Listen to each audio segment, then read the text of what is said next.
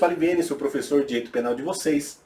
E por conta do vírus aí que está disseminado, eu vou gravar algumas aulas EAD para vocês assistirem com o conteúdo da nossa matéria. E a gente ia começar nas nossas aulas a falar sobre os crimes contra a fé pública. O primeiro crime é aí moeda falsa, o artigo 289 do Código Penal.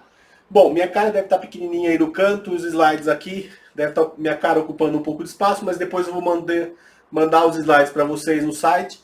Vocês pegam lá, tá? Porque infelizmente o sistema que eu uso eu não consigo fazer de outra forma meu rosto e os slides. Então depois eu mando para vocês poderem acompanhar. Bom, primeira coisa, incumbe a mim falar qual é o conceito de fé pública. Tá? Fé pública é a confiança que as pessoas depositam em determinados documentos ou símbolos que façam que elas confiem que eles são verdadeiros. Então, por exemplo, se eu pego uma nota de 50 reais, eu acho que ela é verdadeira, eu vou na padaria, troco ela por pão, e o caixa recebe lá e me devolve o troco. Mesma coisa, sei lá, se eu vejo um documento, um contrato particular, eu pressuponho que ele é verdadeiro. Tá? Porque se ele for falso vai ser crime. Mesma coisa a nota falsa, né? A moeda falsa. Então o que acontece? A gente tem dois crimes contra a fé pública, dois tipos, duas espécies de crimes contra a fé pública. A gente tem os crimes contra a fé pública de natureza material, que são aqueles onde a falsificação recai sobre o aspecto material do documento, sobre a parte física do documento. A gente tem as falsificações de natureza intelectual, de natureza ideológica, que são falsificações que dizem respeito ao conteúdo, é uma mentira com relação ao conteúdo. E a gente vai estudar falsidade material de documento público, falsidade material de documento particular, falsidade ideológica, vários crimes. Tá? E a gente vai começar hoje estudando a moeda falsa, que é o artigo 289 do Código Penal. O 289, ele diz assim, pegando aqui para ler, falsificar, fabricando-a ou alterando a moeda metálica ou papel moeda no curso legal no país ou no estrangeiro. Pena, reclusão de 3 a 12 anos e multa.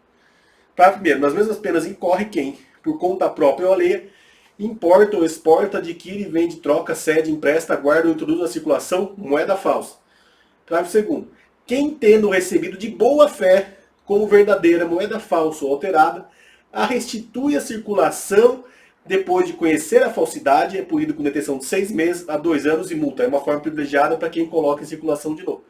Parágrafo terceiro, que não importa tanto, mas a gente vai estudar, é punido com reclusão de 3 a 15 anos, multa, funcionário público ou diretor ou gerente ou fiscal de banco de emissão que fabrica, emite, autoriza a fabricação ou emissão de moeda com título ou peso inferior ao determinado em lei. Parágrafo segundo, de papel moeda em quantidade superior ao autorizado.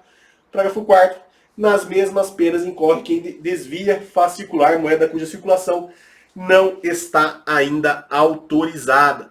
Bom, esse aqui é o tipo da moeda falsa. Deixa eu botar meu código aqui para ele não cair. Bom, a gente vai ver o conteúdo, considerações iniciais primeiro, depois sujeitos do crime, tipo objetivo, tipo subjetivo, consumação e tentativa, figura privilegiada, figura qualificada e depois as particularidades. Bom, começando aí com considerações iniciais, como a gente sempre faz, o bem jurídico tutelado pela norma penal é a fé pública. Tá? É um crime contra a fé pública, na medida em que as pessoas devem confiar de que as moedas, seja o papel moeda, seja a moeda metálica, que estão em circulação, são verdadeiras e possuem valor. Porque se for falso, ninguém confiar em ninguém, a gente está ferrado. Porque eu não vou aceitar mais papel moeda, não vou aceitar mais moeda, vou aceitar só pagamento de transferência, porque vou ficar com medo de que seja falso. Então, por conta disso, você pune quem aí fabrica ou quem põe em circulação uma moeda falsa. Lembrando, que nos termos da Constituição Federal, que incumbe à União, por meio da Casa da Moeda, fabricar essas moedas, papel moeda ou a moeda metálica. Então, esse crime é um crime federal, porque a competência é da União, a gente vai ver isso no finalzinho aqui da nossa aula. Bom, sujeitos do crime, o crime é comum, O sujeito passivo, a vítima, o Estado, porque é o Estado que impõe a confiança na moeda.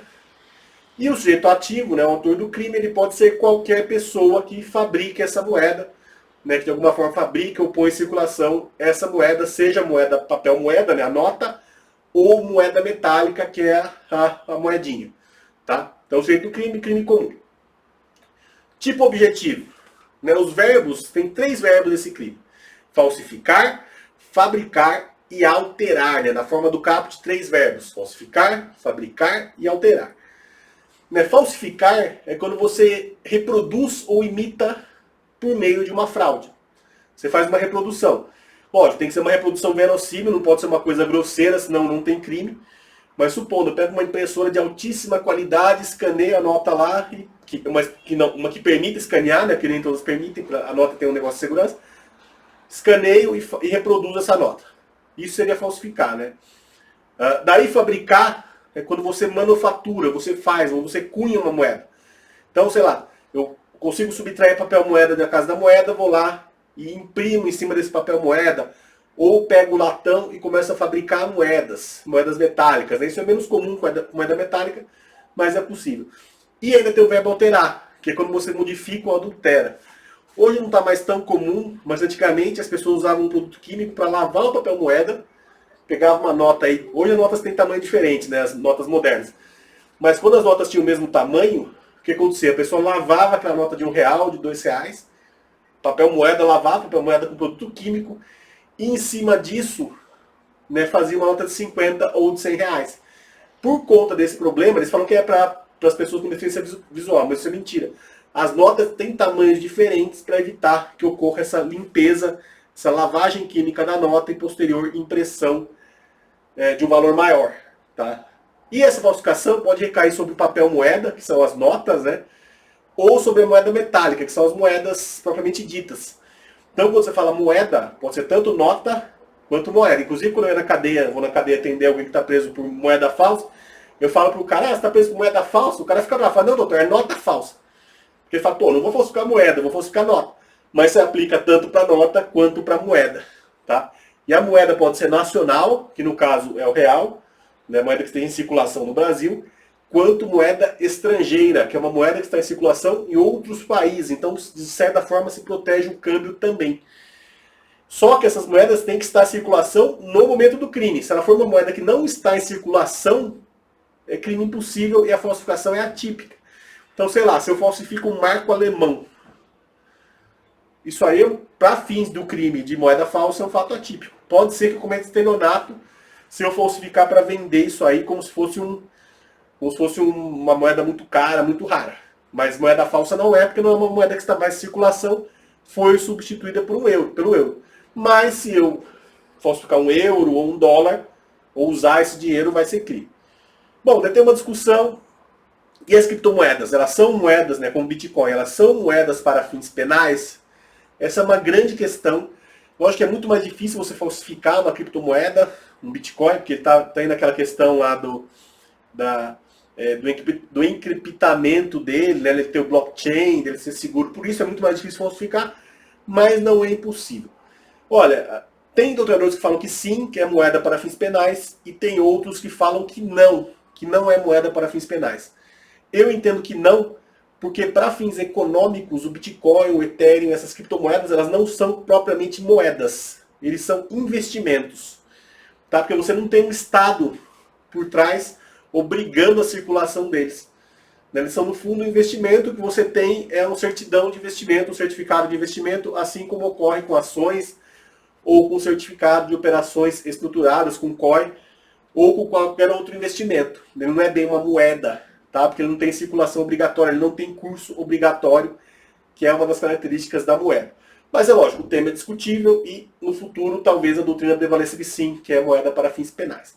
Bom, continuando, a norma parágrafo primeiro, né, diz que incorre nas mesmas penas quem por conta própria ou alheia, né, si mesmo por terceiro, importa, né, traz do exterior para cá, adquire, compra, vende, troca, cede, emprega, guarda ou introduz circulação, né, usa, né, moeda falsa.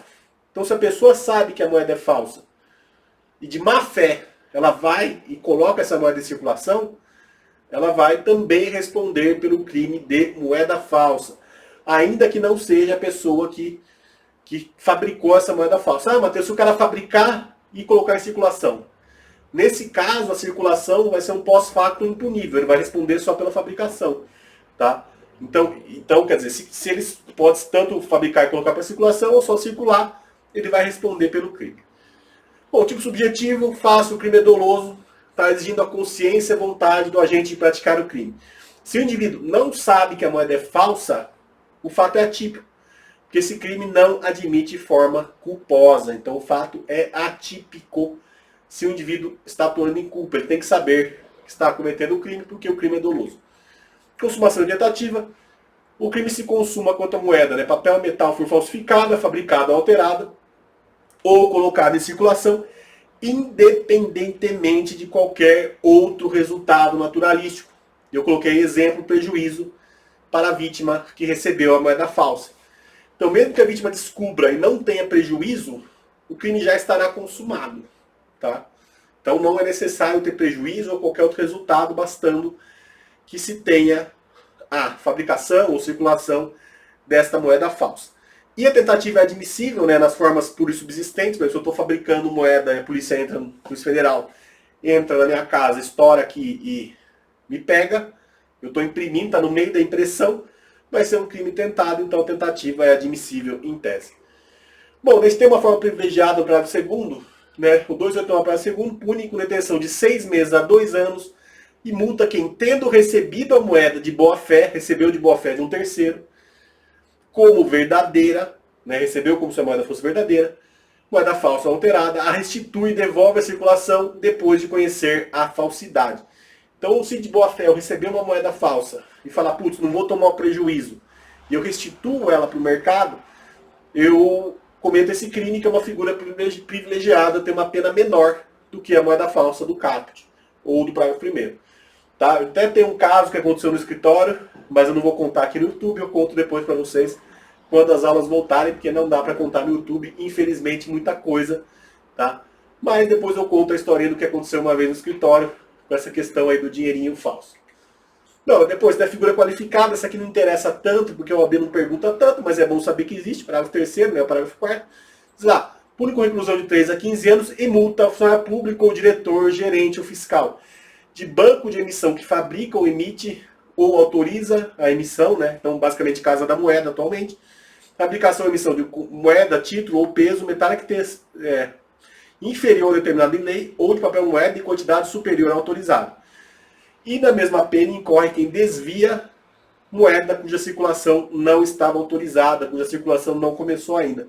Como disse, isso aqui não importa tanto. Bom, daí continuando, particularidades, duas coisas importantes. Primeiro vou começar pelo B, né? Competência da Justiça Federal, porque somente a União controla a emissão de moeda por meio da Casa da Moeda. E tem a particularidade A, que exige que a reprodução imitadora seja convincente. Ela tem que ser verossímil. Pois se for grosseira e bem diversa da original, não se configura o crime. Isso é muito importante. Aquelas moedinhas de banco imobiliário, se eu tento repassar aquilo como moeda verdadeira, aquilo não é crime. Uma falsificação muito grosseira, impressa, que você passa o dedo e sai, o fato é atípico, uma moeda falsa, porque é chamada falsificação grosseira. Porém, a súmula 7.3 do STJ fala assim, a utilização de papel moeda grosseiramente falsificado configura, em tese, o crime de estelionato de competência da Justiça Estadual.